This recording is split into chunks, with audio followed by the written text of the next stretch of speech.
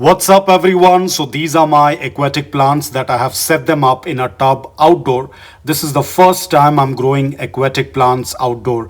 There is ample amount of direct sunlight. This clip is shot during the night, so you can see it's much more clean and you don't see any disturbance on the surface of the water. But as soon as I show you the clip during the day, that's when the actual action starts. So you can see there's a lot of disturbance on the surface of the water, a lot of tiny bubbles. You also see larger bubbles on my repens. Now this is the process of photosynthesis. Most of the aquatic plants are C4 plants, so they conduct their photosynthesis during the day when there is sunlight. So all these bubbles are oxygen. They have these cuticles that tend to absorb CO2 from water and release oxygen out.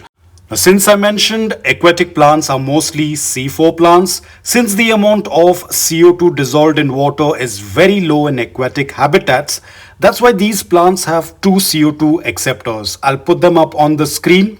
Now these tend to fix the CO2 in water much faster in comparison to the C3 plants. And also these tend to exhibit, meaning the aquatic plants tend to exhibit a higher rate of photosynthesis compared to our C3 plants. C3 plants are plants that tend to grow in cooler temperatures. C4 plants are plants that tend to grow in hot and warm temperature. Now, because of this high rate of photosynthesis, they also tend to grow at a very faster rate, provided you give them that three important thing which we have spoken about earlier, that is light, CO2 and fertilizers. Again, it depends from plant to plant.